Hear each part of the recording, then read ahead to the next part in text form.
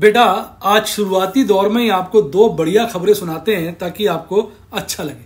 सबसे पहली बात, इकरा की रिपोर्ट है कि इंडियन इकोनॉमी जो है जीडीपी में लगभग 9% की ग्रोथ इस फिस्कल ईयर में और फाइनेंशियल ईयर 23 में दिखाएगी, जो एक अच्छी महत्वपूर्ण खबर है।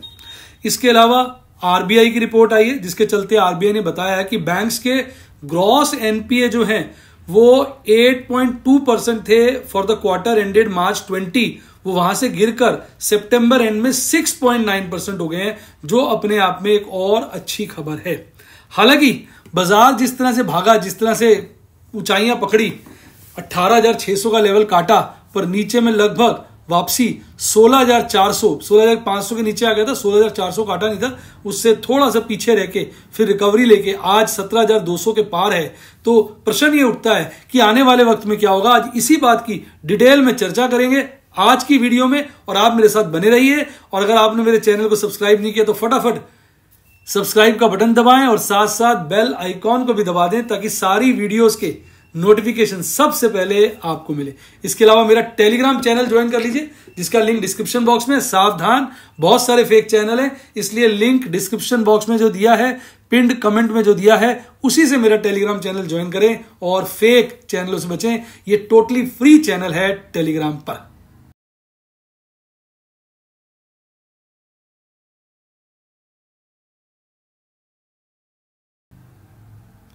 हाय गाइस, आपका स्वागत है आपके अपने show MKJ talks for investment in Hindi में। कैसे हैं आप बेटा?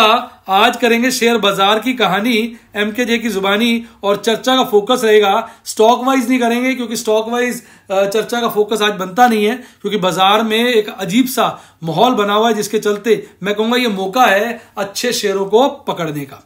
तो इसकी चर्चा हम करेंगे भी किस तरह से बाजार आने वाले वक्त में बिहेव करेगा। तो आइए बात करते हैं देश की आन बान शान, आपकी और मेरी जान, निफ्टी 50 की। तो आपके सामने देखिए निफ्टी 50 आ गया। आज निफ्टी 50 ने एक बढ़िया सी लगभग 100 पॉइंट की गैप अप ओपनिंग करी 17,177 पर, और उसके बाद शुरुआती दौर में थोड़ा जिगजैग करता रहा। फिर इसने एक बढ़िया जो है रफ्तार पकड़ी और ऊपर की तरफ निकल गया। आप देखिए, फिर गिरा था, फिर निकला, फिर एक बहुत ज्यादा गिरावट आखिरी क्षणों में दिखाई जब लोगों के तोते उड़ गए थे। तो एक बार बाजार आखिरी क्षणों में 17,161 का बॉटम बनाता है, तो लोगों को लगा यार सारा का सारा गेन खत्म हो गया, पर फिर एक शार्प रिकवरी देखने को मिली और बाजार 17,233 के लेवल पर, यानी लगभग 150 पॉइंट बढ़कर 0.25% से भी ज्यादा की तेजी के साथ बढ़कर आपको टाटा बाय बाय कर गया। अगर अब आप देखेंगे, डिटेल में चर्चा करेंगे जब कैंडलस्टिक चार्ट आएगा। आज भागने वाले शेयरों में सबसे आगे था Asian Paint, Sun Pharma, M&M, UltraTech Cement, Titan company, Coal India और टाटा मोटर्स। इनमें से कई कंपनियों में मैंने आज काम किया। और गिरावट में आज मात्र 3 शेयर थे। इंडसइंड बैंक सबसे टॉप पर था, उसमें भी नाम मात्र गिरावट थी। पावर ग्रिड, ICICI बैंक, बाकी सब शेयर तेजी के रुझान के साथ बंद हुए। अब देखिए कैंडलस्टिक चार्ट पे, जिसको मैं आज पेश करना चाह रहा था आपके लिए, ध्यान से इधर देखिए भाई। कैंडलस्टिक चार्ट आज और कल की कैंडल में यहां गैप रह गया। आप देखिए यहां गैप रह गया। तो पहली बात, ये गैप हालांकि जो आखिरी क्षण में गिरावट आई उसके साथ इसको फिल करने की कोशिश की गई,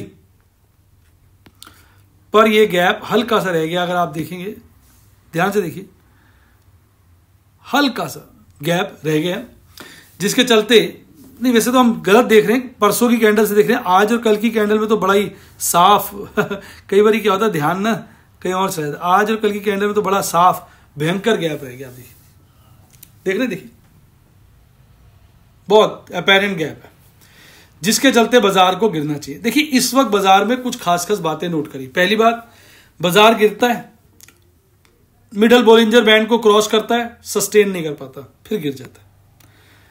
लोअर बोलिंजर बैंड को काटता है, फिर थोड़ा चढ़ता है, फिर लोअर बोलिंजर बैंड को काटता है, फिर कोशिश करता है और एक बारी को फिर से मिडल बोलिंजर बैंड पार कर लेता है। अच्छी बात थी, टिक नहीं पाता, फिर गिर जाता है, और बहुत धड़ाम से काफी ज्यादा गिर जाता है, पिछली बार से भी ज्यादा। फिर सस्टेन करने की कोशिश करता है और मिडल बोलिंजर बैंड को आज फिर काट देता है, पर एक गैप छोड़ जाता है। यानी जब बाजार बढ़ता है, अप ट्रेंड में होता है, मीडियम टर्म तो बार बार गिरता है, मिडल बोलिंजर बैंड टच करता है, फिर ऊपर चला जाता है। और जब डाउन ट्रेंड होता है तो बार बार मिडल बोलिंजर बैंड नीचे से ऊपर की तरफ टच करता है, फिर गिर जाता है। तो इस वक्त देखो संकेत अभी तक के जो है बाजार में मीडियम टर्म मंदी के। और एक खास बात देखिए, ये जो मिडल बोलिंजर बैंड होता है ये 20 डेज मूविंग एवरेज होता है, और ये पिंक लाइन जो है ये आपकी 50 डेज मूविंग एवरेज है। 20 डेज मूविंग एवरेज ने 50 डेज मूविंग एवरेज को ऊपर से काटा है। अगर ये 100 डेज को काट दे, 200 डेज को काट दे स्पेशली, तो इसको डेथ क्रॉसओवर कहते हैं। यानी जब शॉर्ट टर्म की मूविंग एवरेज लॉन्ग टर्म की मूविंग एवरेज को ऊपर से काटे तो वो डेथ क्रॉसओवर कहलाता है। हालांकि 50 डेज भी अपने आप में कोई बहुत लॉन्ग टर्म नहीं होता है, इसलिए लेकिन 20 के हिसाब से तो लॉन्ग टर्म ही है। तो अब इसको अपनी भाषा में, क्योंकि हमें ना बाजार ये जो कैंडल स्टिक की जो स्टडी है सॉफ्ट साइंस है, हर टेक्निकल एनालिस्ट को अपनी एक अलग स्टडी बनानी पड़ती है। ये हार्ड साइंस नहीं है। यहां 2 + 2 सदा 4 नहीं होते। आप मुझे बताइए 2 + 2 कितने होते हैं? आप बोलेंगे 4, मैं कहूंगा नहीं 5 होते हैं। आप बोलेंगे 5 कैसे हो सकते हैं? मैं कहूंगा बेटा 2 रुपये बैंक में जमा कराओ, 2 रुपये फिर जमा कराओ, टोटल मिला के कितने होंगे? 5, 1 रुपये ब्याज। तो हर चीज ना इस तरह से सॉफ्ट होती है। आप कहोगे अच्छा हाँ ये बात तो है। मैं फिर पूछूंगा अच्छा 2 + 2 कितने होते हैं? आप बोलोगे 5, मैं नहीं। अच्छा 4, मैं नहीं, 3 होते हैं। आप बोलोगे सर ऐसे कैसे हो सकता है? मैंने देखो आप 2 रुपये कमाओ, फिर 2 रुपये कमाओ, कितने हो गए? 4, 1 रुपये सरकार के लिए लेगी टैक्स, बचे कितने? 3। तो 2 कमाई जमा 2 कमाई इज इक्वल टू 3 नेट कमाई। आप हो गए यार ये भी सही है। सही बात है, इंटरेस्ट मिल जाए तो 5, टैक्स लग जाए तो 3, अदरवाइज 4 तो होता ही है। ये बात तो सर की सही है। सर आप पूछो मैं ठीक बताऊंगा। अच्छा ठीक है, 2 + 2 कितने होते हैं? आप कहोगे सर वैसे 4 होते हैं, इंटरेस्ट मिल जाए 5 होते हैं, टैक्स लग जाए तो 3 होते हैं। मैं कहूंगा नहीं 0 होते हैं। अब 0 कैसे हो सकते हैं? मैंने कहा 2 रुपये आपने शेयर बाजार में लगाए, अरे ठीक है, 2 रुपये और शेयर बाजार में लगाए, अरे ठीक है। मैंने कहा ऑपरेटर ने आपकी जेब काट ली, बचा गया 0। आपको क्या ऑपरेटर तो खतरनाक है, पूरा जेब कतरा है ये तो। भाई जेब भी तो कटती है और शेयर बाजार में ऑपरेटर जेब ही काट रहा है। आप 2 रुपये जेब में डालो, फिर 2 रुपये जेब में डालो, जाओ किसी ने जेब काट ली तो 0 हो जाएंगे। इसी तरह ऑपरेटर भी जो है 0 करने में तो लगा है हमारे पैसे। तो भाई इस बात को आपने समझना है। शेयर बाजार की एक टेक्निकल एनालिसिस होता है, इसके कई मतलब निकलते हैं। देखने का नजरिया चाहिए, क्रिएटिव आदमी को होना चाहिए। अगर आप क्रिएटिव नहीं है ना, फिर आप लकीर का फकीर ही बने रहेंगे। आप बातों को ब्रॉड पर्सपेक्टिव में नहीं देख पाएंगे। आपके लिए सदा 2 + 2 = 4 ही होगा। आप इमेजिन नहीं कर पाएंगे अगर ये इनकम है तो बढ़ सकती है, टैक्स है तो घट सकता है, जेब कटे तो 0 भी हो सकता है। यानी बहुत सारे पर्सपेक्टिव हैं। क्योंकि भाई साहब ये शेयर बाजार है, इसलिए इसका गाना मशहूर है क्या? बाबूजी धीरे चलना, राह में जरा संभलना, हाँ बड़े धोखे हैं शेयर मार्केट में। तो भाई ये धोखों की जगह है।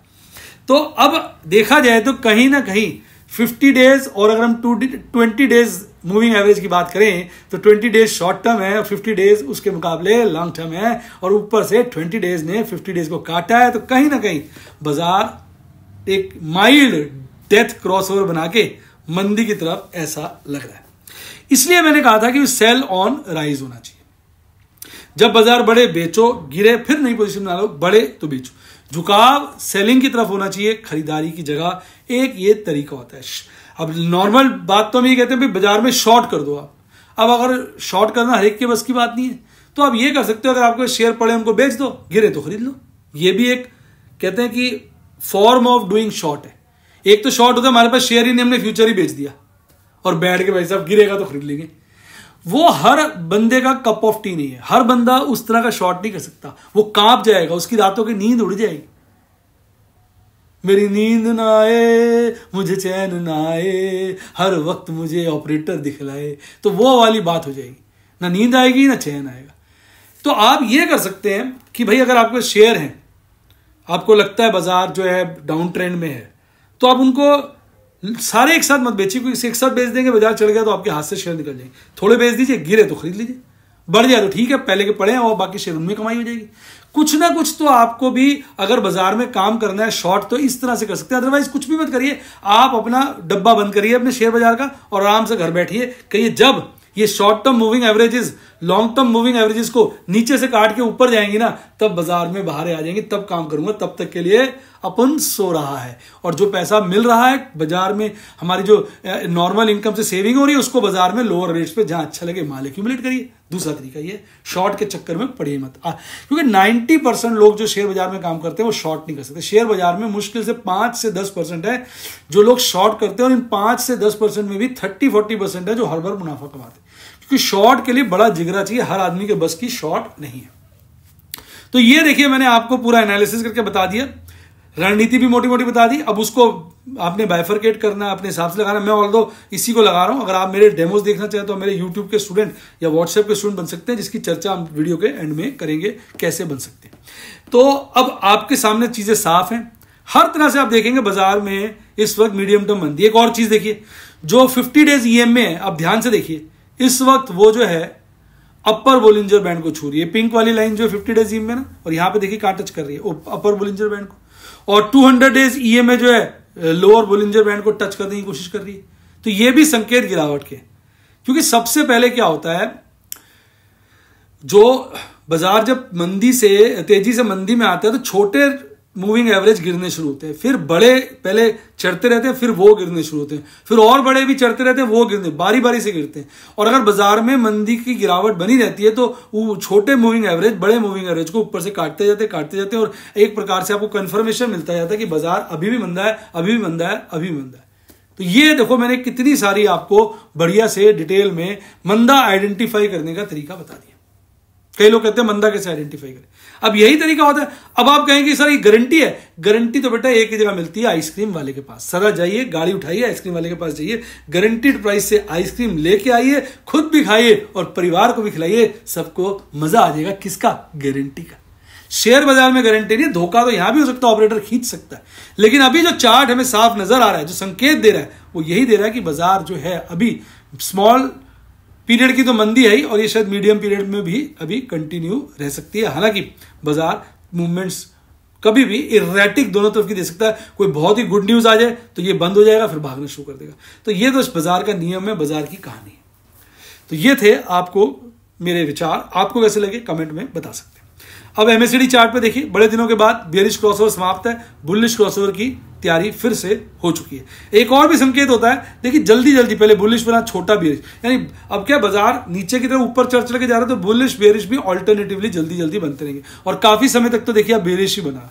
तो ओवरऑल ज्यादा संकेत बाजार के बेरिश वाले हैं, और आरएसआई ने अच्छी इंप्रूवमेंट दिखाई है, पर अभी भी वो 50 के पार नहीं हुआ। ये भी एक और संकेत होता है, 40 की लाइन खींची आरएसआई की। अगर ज्यादातर बाजार आपको 40 के नीचे नजर आए तो ये भी अपने आप में एक संकेत है कि बाजार जो है मंदी की ग्रिप में। यानी कई सारे संकेतों से हमें पता चल रहा है कि बाजार जो है इस वक्त मंदी की ग्रिप में बने हुए हैं। अब बात करते हैं ऑप्शन चेन एनालिसिस की, जिससे अंदाजा लगाने की कोशिश करेंगे कि ये थर्सडे की एक्सपायरी कैसी होगी। आज बाजार ने 17,233 के लेवल पे क्लोजिंग दिखाई, तो 17,200 की बात करते हैं। 17,200 पे अभी भी अगर आप देखेंगे तो पुट राइटर्स ज्यादा है, कॉल राइटर्स कम है, लेकिन दोनों की बराबर की कांटे की टक्कर है। यानी 17,200 तो इस वक्त स्ट्रैडल बन जाता है, यहां से बाजार नीचे ऊपर दोनों तरफ के लिए ओपन है। लेकिन अगर हम दूसरे लेवल्स देखें, जैसे 17,000 का लेवल देखें, यहां पे पुट का ओपन इंटरेस्ट, कॉल का ओपन इंटरेस्ट लगभग 40 लाख है, पुट का ओपन इंटरेस्ट लगभग 1 लाख है। 1 लाख निफ्टी, तो यानी कुल 1 करोड़ हो गए ना, बेसिकली 1 लाख इंटू 100, 1 करोड़ हो गए, और वो हो गए 40 लाख, 100 लाख हो गए ना, 100 लाख मतलब 1 करोड़। तो 1 करोड़ हो गया कॉल का ओपन इंटरेस्ट, पुट का ओपन इंटरेस्ट, और 40 लाख हो गया कॉल का, मोटा मोटा राउंड करके बोल रहा हूं, तो 2.5 गुना के आसपास है। तो ये 17,000 काफी स्ट्रॉन्ग बेस है, जिसको बाजार नीचे काटने के लिए काफी दम लगाना पड़ेगा, और उसको सहायता पड़ेगी। कम वीडियो को पॉज करके बताएं किसकी, कमेंट में लिखिए, ऑपरेटर की। और 17,500 का एक ऐसा लेवल है जहां पे अगर आप देखेंगे कॉल का ओपन इंटरेस्ट 70 लाख का है, और पुट का ओपन इंटरेस्ट 15 लाख का, 15 पंजे 75, यानी लगभग 4.5 गुना के आसपास है। तो 17,500 को ऊपर की तरफ काटने में भी काफी जरूरत है जोर की, आम आदमी नहीं काट सकता, इसमें जरूरत पड़ेगी किसकी, अब तो आप समझ ही गए होंगे, ऑपरेटर की। तो रेंज निकल के आ रही है 17,000 से 17,500। अब पीसीआर की बात करें तो पीसीआर में लगातार जो है इंप्रूवमेंट है, लेकिन देखिए जिस तरह से अब हम डाउन ट्रेंड में आ गए, जब अप ट्रेंड में होते हैं ना, तो इवन हम जब पीसीआर 1.5 भी होता है तब भी हम कहते हैं स्लाइटली ओवरबॉट, स्लाइटली ओवरबॉट। 1.6 1.7 हो जाते तब हम कहते हैं ओवरबॉट है। पर अब बाजार लॉन्ग टर्म मंदी में जा रहा है, तो इसलिए 1.26 जो है, हालांकि अभी कम है, 1.7 के मुकाबले, पर 1.26 को इस वक्त हम ओवरबॉट ही कहेंगे। यानी पीसीआर ये कह रहा है कि चूंकि मंदी का झुकाव है तो बाजार को गिरना चाहिए, आज नहीं तो कल गिरेगा, ऐसा पीसीआर कह रहा है। साहब मैं नहीं कह रहा। अब बात करते हैं किसके, आपके प्यारे राजदुलारे निफ्टी बैंक।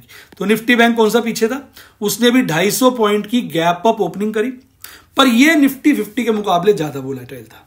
खुलते ही भाई साहब इसने आज का पीक क्रिएट किया 35,352, उसके बाद यहां नहीं आ पाया, यहां उसकी टांगे टूट गई शुरुआती दौर में, धड़ाम से देखिए गिरा और एक बॉटम बना लिया, हाथ की यार 35,037 का। वो तो भला हो ऑपरेटर का, उसने 37,000 का लेवल नहीं काटा, नहीं तो भाई साहब लोग इतनी दबा के शॉर्ट करते, इतनी दबा के शॉर्ट करते जो हद नहीं थी। उसके बाद बाजार फिर शार्प रिकवरी लेता है और एक फिर स्टेबल हो जाता है ऊपर के लेवल पे, फिर रुकता नहीं है, फिर एक झटका देता है आखिरी क्षणों में, धड़ाम से तेजी से गिरता है और इस बॉटम को फिर से टच करने की कोशिश करता है। हालांकि इससे थोड़ा ऊपर ही भाग खड़ा होता है, भाग खड़े होने के बाद जो है अल्टीमेटली 125 पॉइंट की तेजी के साथ 0.36% बढ़कर आपका निफ्टी बैंक आपको मुस्कुराता हुआ और एक छोटी सी आंख मारता हुआ चला जाता है। आज अगर आप देखेंगे तो गिरावट में 3 बैंक थे, AU small finance, IndusInd bank, ICICI bank, ज्यादा गिरावट नहीं थी। और भागने वालों में रेल की तरह आज भागा सबसे आगे आरबीएल बैंक, इसने फाड़ दिए जी, फाड़ दिए, सबके कपड़े फाड़ दिए और उसके बाद अब भाग रहा है। अब लोगों को रुला दिया, कल लोगों को कपड़े फाड़ दिए, कल लोगों की बैंड बजा दी, कल लोगों के नीचे के लेवल में पोजीशन कटवा दी, अब तू खड़ा हो गया जैसे भाई साहब कुतुब मीनार हो। तो आरबीएल बैंक में आने वाले दिनों में आपको काफी हरारत यानी वोलेटिलिटी देखने को मिलेगी। साथ साथ एक सावधान कर दूं, कहीं चर्चा चल रही है कि आरबीएल बैंक से निफ्टी 50 से निकाल देंगे, बेचारा निफ्टी 50 के बाहर हुआ तो कहते हैं out of sight out of mind, थोड़ा सा लैक लिस्टर हो जाएगा। बात चल रही है कि इसकी जगह बैंक ऑफ बड़ौदा को निफ्टी 50 में लाया जाएगा।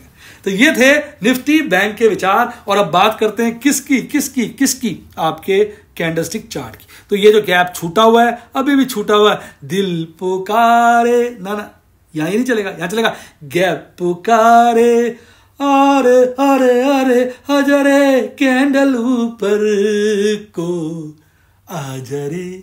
तो भाई इस वक्त जो गैप है जो रह गया था कुछ दिन पहले, वो बार बार कैंडल को कह रहा ऊपर आ जा, ऊपर आ जा। हालांकि कैंडल का अगर स्टिक चार्ट देखेंगे तो इसने इस बेलिंजर बैंड को काटा, उसके बाद इतना ज्यादा गिर गया, 200 दिन का, ये पीली वाली लाइन 200 दिन का ईएम है, उसके नीचे आ गया और वहीं लगातार ट्रेड कर रहा है। तो अभी तो निफ्टी बैंक की बात करी जाए, टेक्निकल एनालिस्ट का माना जाए तो निफ्टी बैंक लॉन्ग पीरियड के लिए बेरिश हो गया।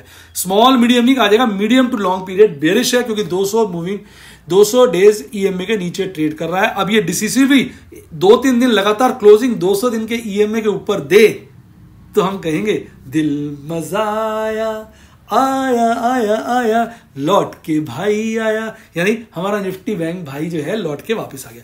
तब तक इसमें चिंता के टेक्निकल चार्ट के बेसिस पर चिन्ह साफ नजर आ रहे हैं। बाकी जब रात बहुत घेरा जाती है तभी सुबह होती है, तो यानी सुबह तो होनी है। और यहां अभी भी आपका बेरिश क्रॉसओवर चल रहा है और वो लगातार मध्यम होता जा रहा है। आरएसआई बहुत डेंजरस लेवल पे है, 40 के नीचे है, 40 पे लाइन खींचेंगे तो आपको साफ नजर आ जाएगा कि बजी हुई है जी, बजी हुई है, निफ्टी बैंक की बैंड बजी हुई है। तो निफ्टी बैंक बहुत ज्यादा चार्ज पर अभी भी लगातार वीक है।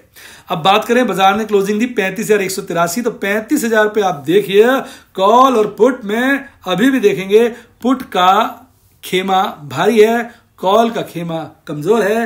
35 के नीचे बाजार अभी जाता हुआ इतना नजर नहीं आ रहा। 34,500 पे कॉल राइटर्स ऐसा लगता है भाग गए दुम दबा के, और पुट राइटर्स ने पूरा कब्जा किया हुआ है। 34,500 एक स्ट्रॉन्ग सपोर्ट है, अभी लगता नहीं इसके नीचे बाजार आएगा। इसके नीचे बाजार आने के लिए एक आदमी की जरूरत पड़ गई होगी, आप समझ गए, वो आदमी कौन है, ऑपरेटर।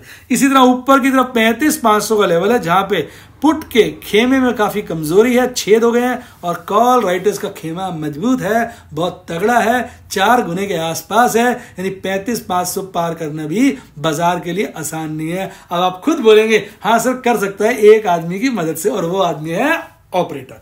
तो भाई कहानी यह है कि 35,000 के लपेटे में बाजार अभी नजर आ रहा है विद एन अपवर्ड बायस, यानी शॉर्ट टर्म रेंज 35,000 से 35,500, बड़ी रेंज 34,500 से 35,500, depending upon how operator place the game. अब यहां एक बात देखने की बात है कि यहां पे पीसीआर गिरा है, तो जैसा मैंने कल भी कहा था कि ये ओवरबॉट तो हो चुका है, क्योंकि आप देखेंगे जब बाजार बहुत अच्छा भी होता है तब भी निफ्टी बैंक का पीसीआर बहुत ज्यादा नहीं होता, वो निफ्टी 50 की तरह 1.5 नहीं होता। वोल्टा 1 के आसपास ही घूम रहा होता है। तो इस वक्त ये 1.11 हो गया था, तो कल काफी ओवरबॉट जोन में आ गया, तो आज इसने काफी अच्छी करेक्शन दिखा के नॉर्मलाइज हो गया, न्यूट्रल की तरफ बढ़ गया। तो अब बात करते हैं आपके एफआईज डीआईज की। भाई देखो, कहते हैं कभी कभी बेशर्म आदमी को भी शर्म आ जाती है। बिल्कुल फिट मुहावरा है एफआईज के ऊपर। कैसा लगा मेरा मुहावरा नीचे कमेंट में बताइए। अब एफआईज इतने समय से बिकवाली कर रहे थे, तो आज मुंह छुपाते हुए कल लोग क्या कहेंगे, कुछ तो लोग कहेंगे, इसके चलते आज एफआईज ने खरीदारी कर डाली 207 करोड़ की। और डीआईज जो बेचारे हारे का सहारा, डीआईज हमारा, कहते ना हारे का सहारा शाम हमारा, तो वो वाली बात यहां है। शेयर बाजार में हारे का सहारा, डीआईज हमारा। तो डीआईज ने लगातार खरीदारी रखी है, आज भी उन्होंने खरीदारी करी है, जिसके चलते 2 दिनों की भारी गिरावट के बाद, बैंड बजने के बाद आज 7.8 यानी लगभग 750 करोड़ से ऊपर की नेट खरीदारी आई है, जिससे बाजार में थोड़ा सा माहौल मजेदारी का बना है।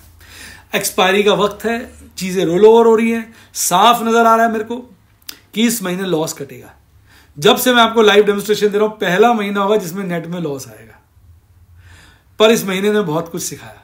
प्रभु का आशीर्वाद, प्रभु की कृपा, आप लोगों की शुभकामना से बहुत कुछ सीखा, स्ट्रैटेजीज को बदला है। 1 महीना तो ऐसा निकलना ही था, हालांकि अगर हम पिछले महीने समझ जाते तो अच्छा था, पर देर आए दुरुस्त आए।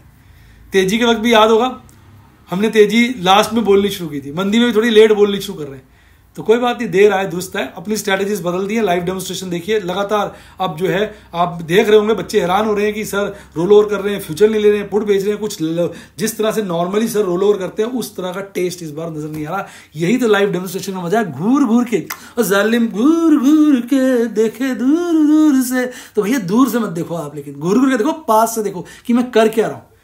धड़ाधड़ फ्यूचर स्क्वायर ऑफ कर रहा हूं, धड़ाधड़ पुट्टे स्क्वायर ऑफ कर रहा हूं, कोई नई तरह की गेम खेल रहा हूं। इस गेम को घूर घूर के देखे दूर दूर से, आप घूर घूर के मेरे लाइव डेमोस देखिए, इतना ज्ञान मिलेगा, इतना ज्ञान मिलेगा, आप सीख जाओगे कि मंदी को भी कैसे टैकल करना है। आज 51 ट्रेड लिए साहब, 51 कम नहीं होते। अभी मेरी काफी पोजीशन है और 2 दिन बचे हैं, 2 दिन लगातार बड़ी भारी हैं। कोई खाना भी लगता है घर में नहीं बनेगा, बाहर से ही आएगा, और अब बाहर से ही मंगाना पड़ेगा। पिज्जा, समोसे, छोले कुलचे खाने पड़ेंगे। आपको क्या है, सर तो पार्टी मना रहे हैं, लॉस कर रहे हैं, क्या करें, वो पोजीशन इतनी होती है, कुछ कर ही नहीं सकता। मैडम को भी साथ बैठना पड़ता है, एक आध छूट गई तो पंगा हो जाएगा। अब 2 दिन तो बड़े भारी हैं। आज देखिए 51 पोजीशनें ट्रेड की हैं, जिसमें 40 स्क्वायर ऑफ थे। अब देखिए, लेकिन अभी ढेरों पोजीशनें बढ़ी, और इसके बाद मैंने 11 नई पोजीशनें ली है, सोच समझ के। यही तो आपने समझना है, जालिम दूर दूर से। और 4 ट्रेड और 4 स्क्वायर ऑफ। प्लेटिनम के 3 ट्रेड 3 स्क्वायर ऑफ। सफायर और